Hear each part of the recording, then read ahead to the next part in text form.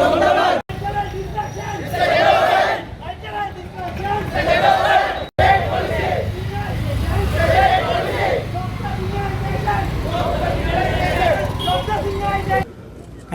வணக்கம்.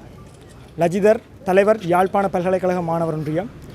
நேற்று தையீட்டியில் நீங்கள் அனைவரும் அறிந்திருப்பீர்கள், ஒரு மிகப்பெரும் பிரச்சனை நடந்திருக்கின்றது. நாங்கள் அந்த நில உரிமையாளருடன் முதல்லேயே தொடர்பு கொண்டிருந்த வேளை எங்களுக்கு அவர் தெரிவித்திருந்த கருத்தாவது, அதாவது கிட்டத்தட்ட 8 ஏக்கர் அளவு விகாரை அமைப்பதற்காக அங்கே மக்களுடைய தனியார் காணிகள் ஆக்கிரமிக்கப்பட்டு, அது மட்டுமில்லாமல் இன்னும் 40 ஏக்கர்கள் எடுத்த அளவில் அந்த நிலம் ஆக்கிரமிக்கப்பட்டு இன்னும் நிறைய விகாரை ரீதியான கட்டுமானங்கள், பௌத்த கட்டுமானங்கள் கட்டப்படுவதற்கான திட்டமிடல் நடைபெற்றிருப்பதாக நாங்கள் அறிகின்றோம். இதிலிருந்து நாங்கள் என்ன விடயத்தினை தெளிவாக எடுத்துக்கொள்ள வேண்டுமென்றால், வடகிழக்கில் வாழ்கிற மக்கள், நீங்கள் யாருக்கு மாறி மாறி வாக்கு செலுத்தினாலும் சரி, இங்கே 2 விடயங்கள் தொடர்ச்சியாக நடந்து கொண்டே இருக்கும். ஒன்று சிங்கள பௌத்தமயமாக்கல், சிங்களைசேஷன் அண்ட் புட்டிசைசேஷன். அடுத்தது புலனாய்வுத்துறையினுடைய பின்தொடர்கை. இது மட்டும் தவறாது தொடர்ச்சியாக யாருக்கு பின்னுக்கும் தொடர்ச்சியாக நடந்து கொண்டே இருக்கும். யாருடைய ஆட்சியிலையுமே தொடர்ச்சியாக நடந்து கொண்டிருக்கும். இந்த மக்களை முற்றுமுழுதாக இந்த அனுர அரசாங்கம் முற்றுமுழுதாக ஏமாற்றி விட்டது என்றே நாங்கள் பார்க்கின்றோம். நேற்றைய சம்பவத்திலே 5 பேர், ஒரு மதகுருமார் உள்ளடங்களாக 5 பேர் கைது செய்யப்பட்டிருக்கின்றார்கள். இது தொடர்பில் இந்த அரசாங்கத்தினுடைய நிலையும் அதியுச்ச சர்வாதிகார கொடூர போக்கினையே வெளிப்படுத்துகின்றது எங்களிடத்தில். நீங்கள் யாருடைய ஆட்சியை எடுத்து பார்த்தாலும் சரி, இங்கே இவர்கள் இடதுசாரிகள் என்று சொல்வதற்கு எப்போதுமே அருகதையற்றவர்களாக ஆகிவிட்டார்கள் என்பதனை நாங்கள் தெளிவுறுத்துகின்றோம். மக்கள் தொடர்ச்சியாக இன்றைக்கு எந்த ஆட்சி வந்தாலும் தொடர்ச்சியாக ஏமாற்றப்பட்டு கொண்டே வந்து கொண்டிருக்கிறார்கள். உங்களுக்கு தெரிஞ்சிருக்கும், எங்களோட பாராளுமன்ற எம்பி ஒருத்தர் சொல்லிக்கார், தையீட்டி பிரச்சனையை தான் முடிச்சு வைக்கிறேன்ட்டு. ஆனால் உங்களுக்கு தெரிஞ்சிருக்கும், நேற்று தையீட்டியில் நடந்த பிரச்சனை எப்படி போனேன்ட்டு. நீங்கள் ஒரு விஷயத்தை தெளிவாக பார்க்கணும். என்னென்னா, இங்கே ஒருத்தர் ஒரு விஷயத்தை சொல்கிறாண்டா, இவன் ஹிஸ்ட்ரி என்ன, இவளுக்கு முன்னால் என்னென்ன செஞ்சுக்கணும்ன்ற எங்களோட மக்கள் கொஞ்சமாக அனலைஸ் பண்ணி பார்க்கணும். எடுத்தாம்போக்கில் போகக்கூடாது. தெளிவாக சொல்லணும்னா, இந்த தமிழ் தேசியம் ரீதியாக நாங்கள் எங்களோட கட்சிகள்கிட்ட எங்களுக்கு பயங்கரமான விமர்சனங்கள் இருக்குது. பல்கலைக்கழக மாணவர் ஒன்றியத்துக்கு இருக்கின்ற விமர்சனங்கள் மாதிரி யாருக்குமே இல்லை. எல்லா தமிழ் தேசிய கட்சிகளிடத்திலும் எங்களுக்கு விமர்சனங்கள் இருக்குது. நேற்றைய போராட்டத்தில் கூட குறைந்தளவான மக்கள்கள் ஏன் கலந்து கொண்டிருந்தார்கள் என்றால், கடந்த கால இந்த தமிழ் தேசிய கட்சிகளினுடைய செயற்பாடு தான் என்பதில் எங்களுக்கு பல வாரியான விமர்சனங்கள் இருக்குது. ஆனால் என்னதான் விமர்சனம் இருந்தாலும் அது எங்களோட பங்காளி சண்டை, நாங்கள் பார்த்துக்கொள்கிறோம், சரியா? ஆனால் எங்களுடைய மக்கள் பிரதிநிதிகளாக தேர்ந்தெடுக்கப்பட்டவர்களை, மக்களால் தேர்ந்தெடுக்கப்பட்டவர்களை நீங்கள் அரச பயங்கரவாதத்தால் தடுக்கின்றீர்கள் என்றால், காட்டுமிராண்டித்தனமாக அவர்களை கைது செய்கின்றீர்கள் என்றால், உங்களுக்கு எங்கிருந்து அந்த அதிகாரம் வந்தது? இந்த இலங்கை அரசாங்கத்தினுடைய ஒற்றையாட்சி கொடுத்த அதிகாரம்தான் அந்தளவு மட்டுக்கும் வந்திருக்கின்றது. இதுவே சில நாட்களுக்கு முன்னர் உங்களுக்கு தெரிந்திருக்கும், ஒரு சம்பவம் நடந்திருக்கும். இதுவே ஒரு பௌத்த பிக்கு ஒருவர் தமிழ் மக்களை கண்ட துண்டமாக வெட்டி கொள்வேன் என்றார். ஆனால் இதே அளவுக்கு அங்கு சட்டம் வேலை செய்தான்னு கேட்டால் இல்லை. இங்கே சிங்கள மக்களுக்கு ஒரு நியாயமும், பௌத்த துறவைகளுக்கு ஒரு நியாயமும், தமிழ் மக்களுக்கு வேறொரு நியாயம் இழைக்கிற முறையில்தான் இன்றைய இலங்கையினுடைய ஒற்றையாட்சி இருக்கின்றது. மிக தெளிவாக சொல்ல வேண்டுமா என்றால், ஏன் இந்த பல்கலைக்கழக மாணவர்கள் மற்றும் சிவில் சமூக மையங்கள் எதற்காக இந்த ஒற்றையாட்சி அரசியல் அமைப்பை எதிர்க்கின்றோம் என்றால், தொடர்ச்சியாக நாங்கள் இது தமிழ் மக்களுக்கு நியாயமில்லை என்று சொல்கின்றோம் என்றால், அது சிங்கள பௌத்த மேலாதிக்கத்துக்கு அடிபணிந்து கிடப்பதனால் தான் நாங்கள் தொடர்ச்சியாக இருக்கின்றோம். நாங்கள் சொல்லுகின்ற விஷயம் என்னவென்றால், இந்த நாட்டினுடைய ஜனாதிபதி கதிரையையும் நீங்கள் தாராளமாக அவர்களிடமே கையெழுத்து விடுங்கள். ஒரு பிக்குவை அமர்த்தி விட்டு அப்படியே இருந்து விடுங்கள். அது மட்டும் இல்லாமல் நாங்கள் தெளிவாக கேட்குறோம் என்னென்றால், இன்றைக்கு யாழ்ப்பாணத்தில் இந்த வடகிழக்கு மாகாணத்திலேருந்து தெரிவு செய்யப்பட்டு கொண்டிருக்கக்கூடிய எம்பிபி பாராளுமன்ற உறுப்பினர்கள், நீங்கள் என்ன செஞ்சு கொண்டிருக்கிறீங்க? உங்களை என்னத்துக்காக மக்கள் அனுப்பினவர்கள்? இந்த மக்கள் தங்களுடைய பிரச்சனையை நீங்கள் ஏதாவது ஒரு விஷயத்தில் கதைப்பீங்கன்னு தான் உங்களை நம்பி அனுப்பினவங்க. நீங்கள் இதுவரைக்கும் அவங்களோட அரசியல் தீர்வு குறித்து ஏதாவது வாய் திறந்துருக்கிறீங்களா? இல்லாட்டா இந்த பிரச்சனை குறித்து நீங்கள் என்ன நிலைப்பாடு என்று சொல்லிக்கிறீங்களா? தயவு செஞ்சு நாங்கள் சொல்கிறோம் என்னவென்றால், நீங்கள் பாராளுமன்றத்தில் இது தொடர்பாக அரசாங்கம் செயற்பட்டது பிழை என்று சொல்லுங்கள். பிழை என்று சொல்லிவிட்டு பதவி விலகுங்கள். உங்களை மக்கள் போற்றுவார்கள். உங்களால் எதுவுமே இயலாத நிலைமை என்றால் நீங்கள் இறுதியாக அதைத்தான் செய்ய வேண்டும். நீங்கள் அதை கூட செய்ய மாட்டீங்க. பண்ணையில் போய் ஓட்டு ஓடிக்கொண்டிருக்கீங்க. அதுக்கு அவங்களுக்கு பதவி தந்துனாங்க. நாங்கள் மக்களை பிரச்சனையை பற்றி கதைக்கிறதுக்கு தானே உங்களுக்கு பதவி தந்துறாங்க. எங்களோட மக்கள் உங்களை நம்பி வாக்களித்ததுக்கு இன்றைக்கு ஐநாவில் எங்களுடைய இனப்பிரச்சனை வந்து மூழ்கடிக்கப்பட்டு விட்டது. ஏனென்றால் இன்றைக்கு அநேகமான பெருமையான மக்கள் வந்து ஒரு பேரினவாத சக்திக்கு அரசாங்கத்துக்கு வாக்களித்து விட்டார்கள் என்று எங்களுடைய பிரச்சனை நீத்து போகின்ற அளவுக்கு நகர்ந்திருக்கின்றது என்றால் இதற்காகத்தான் இந்த பேரினவாத அரச சக்திகள் வடகிழக்கில் இருக்கக்கூடிய மக்களுடைய வாக்குகளை தொடர்ச்சியாக கைப்பற்றுகின்றார்கள். இது தொடர்பாக எங்களுடைய மக்கள் மனதில் எந்த விதமான புரிதலமற்ற ஒரு அரசியல் தெளிவற்ற ஒரு சமூகத்தினை நாங்கள் உருவாக்கி வைத்திருக்கோம். இதே விட மிக தெளிவாக சொல்லணுமே இருந்தால் இன்றைக்கு அமெரிக்காவை நீங்கள் எடுத்து பார்த்தீங்கன்னா தெரியும், அங்கே டிக்டாக் தடை பண்ணிட்டாங்க. ஏனென்றால் அங்கே முட்டாள்தனமான அறிவு தெளிவற்ற ஒரு அரசியல் தெளிவற்ற ஒரு சிந்தனை தெளிவற்ற ஒரு இளைஞர்கள் யுவதிகள் உருவாகின்றார்கள் என்று சொல்லி தடை செய்து விட்டார்கள். ஆனால் ஏனென்றால் தங்களுடைய அப்படி தெரிவு செய்யப்பட்ட அந்த இளைஞர்களின் யுவதிகளும் பிறகு யாரை தெரிவு செய்வார்கள் என்றால் ஒரு அரசியல் தெளிவற்ற ஒரு தலைமையை தெரிவு செய்வார்கள் என்று சொல்லி அவர்கள் தடை செய்து விட்டார்கள். ஆனால் இன்றைக்கு எங்களுடைய இளம் சமுதாயத்தை எடுத்து பாருங்கள், அந்த தையீட்டிலேருந்து போராடுறாங்களே அவங்களுக்கு நிறைய விமர்சனங்கள் இருக்குது. ஆனால் அவங்கள யாருக்காண்டி போராடுறவங்க எல்லாரும் இதில் நிற்கிறாங்க, இவ்வளோ படிக்கங்கள் இவங்களாம் யாருக்காண்டி போராடுறாங்க? இன்றைக்கு தையீட்டில் நடக்குன்னா நாளைக்கு அது தெல்லிப்பளையில் நடக்கும், யாழ்ப்பாணத்தில் நடக்கும், வேலையில் நடக்கும், கொக்கில் நடக்குமே. பல்கலைக்கழகத்துக்கு கூட ஒரு புதிதாக ஒரு விகாரம் கொண்டு வைக்கிறதுக்கு ஒரு பிளான் ஒன்று போனோம். உங்களாக இருக்காது தெரியுமா?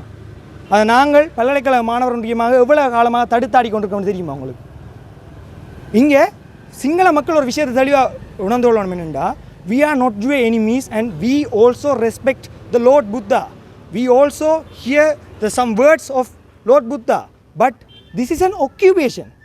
The legal documents and the printout and the documentations of the land was in the hands of the landowners, Tamil's owners. But you occupied their land without any legal documents or legal evidence. இதில் தெளிவாக சொல்ல வேண்டிய விஷயம் என்றால், நேற்றைக்கு தையீட்டிக்கு போன தேர்ந்தெடுக்கப்பட்ட இந்த பாராளுமன்ற உறுப்பினர், நான் நேரே பேரை சொல்கிறேன், அர்ச்சுனா ராமநாதன் என்று சொல்கிறார். அதாவது கோர்ட்ஸு ஓர்டரை மீறி வந்து போராட்டம் செஞ்சபடியாக தான் கைது செய்யப்பட்டவர்களாம். நாங்கள் கேட்குற விஷயம் என்னென்றால், கோர்ட்ஸ் ஓர்டருக்கு ஒழுங்கமையாக அந்த விகாரம் வந்து அமைக்கப்பட்டது அரசத்தால், அதாவது வந்து நீதிமன்றத்தால் தெளிவாக சொல்லியிருக்கு. அதாவது இது சட்ட விரோதமான ஒரு கட்டுமானம் என்று சொல்லி அந்த கட்டுமானத்தை எதிர்த்து வலிவடக்கு பிரதேச சபை உறுப்பினர்கள் வந்து இது சட்ட விரோதத்துக்கு எதிரான கட்டுமானம் என்று சொல்லி ஒரு போர்ட் வைக்க பார்த்துருக்கணும். அந்த போர்ட் வைக்கிற வந்த இடத்துல அங்கே ஒரு பிரச்சனை நடந்ததுக்கு என்னென்னா, இதுதான் பிரச்சனை. சட்டத்துக்கு எதிராக நாங்கள் போராடுறோம்னு சொல்லி கைது செய்கிறீங்கண்டா, அப்போ இந்த நாட்டில் நீதி யாருக்கு வேலை செய்யுது? நீதி என்றது தமிழ் மக்களுக்கு மட்டுமா? நாங்கள் தொடர்ச்சி எத்தனை அடி வாங்கி கொண்டிருக்கிறோம். 2009 யுத்தத்துலேயும் நாங்கள் அடி வாங்கி கொண்டிருக்கோம். அதுக்கப்புறம் நீங்கள் வெவ்வேறு வகையாக ஆக்கிரமிப்புகளை கொண்டாடுங்கள். இந்த ஆக்கிரமிப்புகள் வந்து மிக தெளிவாக திட்டமிட்டு தமிழ் மக்களுடைய குடிப்பெரும்பான்மையை இந்த வடகிழக்கில் வந்து குறைக்கணும் என்ற ரீதியில் வந்து திட்டமிட கொண்டு வரப்படுது. தையீட்டில் எத்தனை சிங்கள மக்கள் இருக்கிறார்கள்? எதற்காக அங்கே இவ்வளவு பெரிய வியாறு? கிட்டத்தட்ட 40 ஏக்கரங்க தமிழ் மக்கள் இந்த காணியில் நீங்கள் ஆக்கிரமிப்பீங்கன்னா அந்த மக்கள் என்ன செய்வாங்க? அவங்க சின்ன வயசுலேருந்து உருண்டு பிறண்டு வளர்ந்த அந்த பூமியில் இங்கே நிறைய பேர் இல்லை கொமெண்ட் போடுறார்கள், ஃபேஸ்புக் யூடியூப்பில் வந்து கீழே வந்து கொமெண்ட் போடுறார்கள். ஒரு விஷயத்தை வந்து தெரிஞ்சு கொள்ளணும்னா, நாங்கள் போராடுறது வந்து எங்களுக்காண்டி மட்டும் இல்லை. இன்றைக்கு பல்கலைக்கழக மாணவர்களிடத்தில் நான் இருக்கேன், நாளைக்கு இன்னொருத்தன் இருப்பாங்க, எங்களோட பேர் வந்து மறந்து போயிடும்.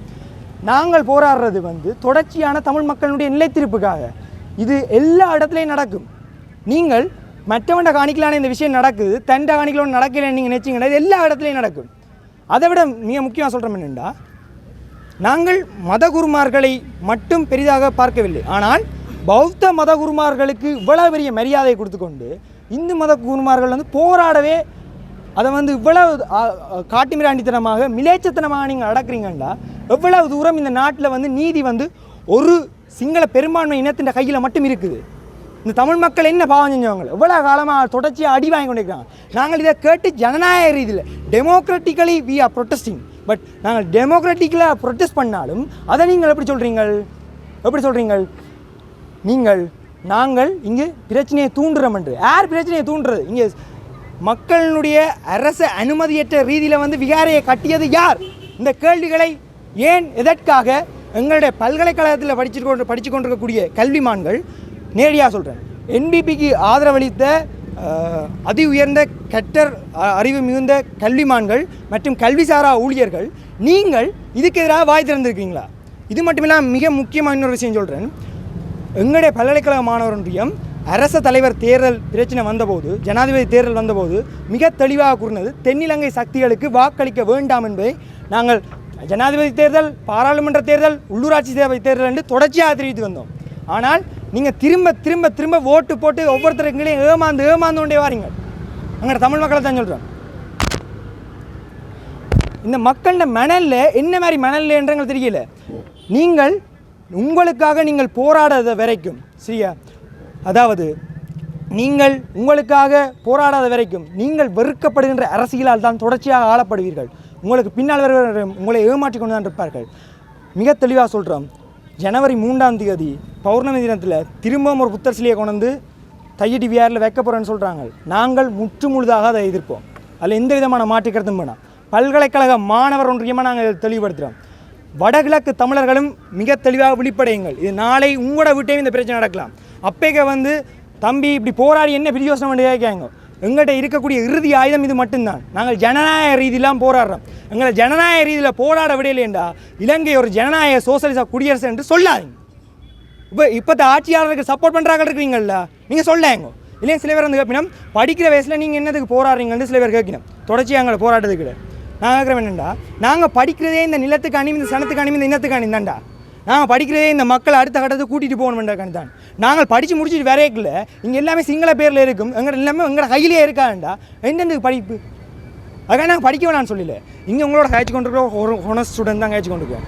இங்கே எல்லோரும் சரியான முறையில் தேர்ந்தெடுக்கப்பட்டு வந்த ஆக்கள் தான். நாங்களாக தகுதியாக தேர்ந்தெடுக்கப்பட்டு இந்த பல்கலைக்கழகத்துக்கு தேர்ந்தெடுக்கப்பட்டு வந்த ஆக்கள் தான் இதில் நிற்கிற அவ்வளோ பேரும் சரியா. ஆனால் எங்களோட மக்களுக்காண்டி தான் நாங்கள் இப்போ போராடி கொண்டிருக்கிறோம். நீங்கள் அரச பிரதிநிதிகளையே கைது செய்கிறீங்க என்றால் மக்களுக்கு எந்த அளவில் இந்த நிலத்தில் வந்து பாதுகாப்பு இருக்குன்றதை வந்து இங்கே இருக்கிற அவ்வளோ பேரும் சிந்திச்சு பார்க்கணும். தொடர்ச்சியாக சொல்கிறோம், சிங்கள பௌத்த பேரினவாதத்துக்கு இந்த அரசாங்கமும் சரி, இந்த அரசியலமைப்பும் சரி தொடர்ச்சியாக அடிபணிஞ்சு கிடக்கிற வரை தமிழ் மக்களுக்கு இந்த நிலத்தில் தொடர்ச்சியாக அன்றைக்குமே விடுவில்லை. இது மட்டும் இல்லாமல் தெளிவாக சொல்கிறோம், பிடிஏ எதிர்க்கிறோம்னு சொல்லி போட்டு, அதாவது பயங்கரவாத சட்டத்தை அப்புறப்படுத்துகிறோம்னு சொல்லி போட்டு PSTA என்று ப்ரிவென்ஷன் ஆஃப் ஸ்டேட் டெரரிசம் ஆக்ட்னு சொல்லி இன்னொரு ஆக்டை கொண்டு வந்து மீண்டும் ஜனநாயக ரீதியாக போராடுற தமிழ் மக்களையும் தமிழ் மாணவர்களையும் ஒடுக்குவதற்கு இந்த NPP அரசாங்கம் திட்டமிட்டிருக்கு. அந்த திட்டத்தை வந்து முற்றுமுழுதாக வந்து தமிழ் சிவில் சமூக அமைப்புகள், பல்கலைக்கழக மாணவர் ஒன்றியம், அரசியல் கட்சிகள் என்று சேர்த்து அத்தனை பேரும் சேர்ந்து முறியடிக்க வேண்டும். இல்லையென்றால் தொடர்ச்சியாக ஜனநாயக ரீதியான போராட்டங்களுக்கு அச்சுறுத்தல்கள் விடுக்கப்பட்டு கொண்டே இருக்கும் என்று சொல்லிக்கொண்டு, தையிட்டி தமிழர்களுடைய சொத்து, தையிட்டி மட்டுமல்ல வடகிழக்கு முழுவதும் தமிழர்களுடைய சொத்து என்று கூறி விடைபெறுகின்றோம். நன்றி, வணக்கம். வணக்கம். நான் ரஜின்குமார் கஜேந்திரன், யாழ்ப்பாண பல்கலைக்கழகம். எங்களுடைய தமிழர் தாயகத்திலே தொடர்ந்து திட்டமிட்ட ஆக்கிரமிப்புகள், எங்களுடைய தமிழ் மக்களை திட்டமிட்ட ரீதியிலே கைதுகள் தொடர்ந்து நடைபெற்று கொண்டிருக்கிறது. 2009க்கு பிறகு யுத்தம் முடிவெற்று மீள குடியேற்றப்பட்டு இலங்கை அரசாங்கத்தை ஒரு சோசலிச குடியரசாக பிரகடனப்படுத்தி அதற்கு கீழே இலங்கையிலே தமிழர்கள், சிங்களவர்கள் அனைவருக்கும் சமமான உரிமைகள் வழங்கப்படுகிறது என்று ஒரு பொய்யான தகவல்களை சொல்லியிருக்கிறார்கள். ஏனென்றால் உண்மையாக தெற்கில் ஒரு நீதி, வடக்கிலே ஒரு நீதி காணப்படுகிறது. ஏனென்றால் தெற்கிலே நடைபெறுகின்ற போராட்டங்களிலே கைதுகள் என்பது பெருமளவு நடைபெறுவதில்லை. ஆனால் வடக்கிலே நடைபெறுகின்ற எங்களுடைய உரிமைக்காக, எங்களுடைய நிலங்களுக்காக நாங்கள் செய்கின்ற சிறு சிறு போராட்டங்களை கூட இந்த அரசு முற்றாக அதனை நிறுத்துகிறது. அதாவது எங்களை மழுங்கடிக்க செய்கிறது. அந்த அளவுக்கு இந்த அரசாங்கம் தாங்கள் ஒரு நியாயமானவர்களாக காட்டிக்கொண்டாலும் உண்மையில் இந்த அரசாங்கமும் மஹிந்த ராஜபக்ச மாதிரி அந்த கொடுங்கோலான ஆட்சி அரசாங்கமாகத்தான் இந்த அரசாங்கமும் காணப்படுகின்றது. உண்மையிலே வடக்கு கிழக்கிலே இது இன்றைக்கு நேற்றென்று மட்டுமில்லை, தொடர்ந்து நாங்கள் பல்கலைக்கழக மாணவர்களாக நாங்கள் போராட்டம் செய்கின்ற போது பல்கலைக்கழக மாணவர்களாகவும் நாங்கள் அந்த இடத்திலே கைது செய்யப்பட்டிருக்கோம். அவ்வாறு தொடர்ந்து வடக்கு கிழக்கிலே இந்த சிங்கள பேரினவாதத்தாலே தொடர்ந்து தமிழ் மக்களுக்கு அச்சுறுத்தல்களும் திட்டமிட்ட கைதுகளும் தொடர்ந்து இடம்பெற்று கொண்டுதான் வந்து கொண்டிருக்கிறது.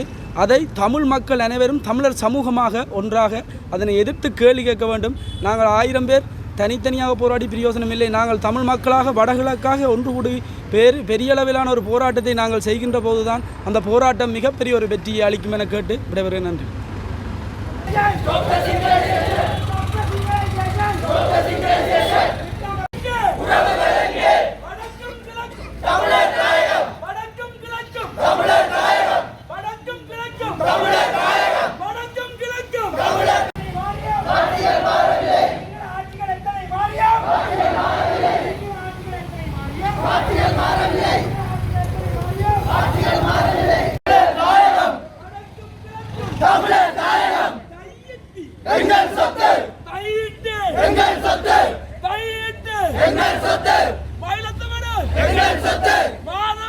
குருந்தூர் மலை வடக்குநாறு மலை கையிட்டு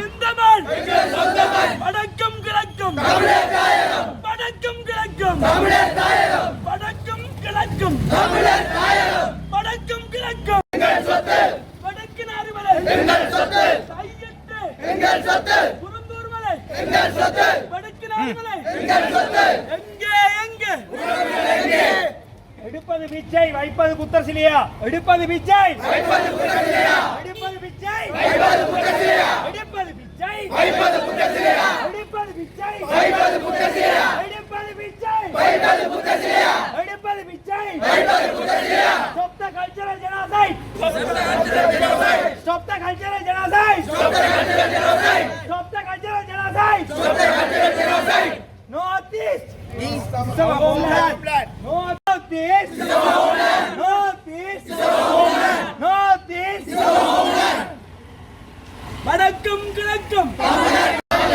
சிங்கள ஆட்சிகள் எத்தனை மாறியும் ஆட்சிகள் மாறவில்லை அடுக்கு நாரி எங்கள் சொத்து குருந்தூர் குருந்தூர் ஒரு நியாயமா பிக்களுக்கு ஒரு நியாயம் குருந்தூர் ஒரு நியாயமா பிக்களுக்கு ஒரு நியாயம் குருந்தூர் ஒரு நியாயமா பிக்களுக்கு ஒரு நியாயம் குருந்தூர் ஒரு நியாயமா பிக்களுக்கு ஒரு நியாயம் குருந்தூர் ஒரு நியாயமா பிக்களுக்கு ஒரு நியாயம் குருந்தூர் ஒரு நியாயமா தெட்டுக்கு ஒரு நீதி வடக்கு ஒரு நீதியா தெட்டுக்கு ஒரு நீதி வடக்கு ஒரு நீதியா தெட்டுக்கு ஒரு நீதி வடக்கு ஒரு நீதியா எங்கே உறவுகள் எங்கே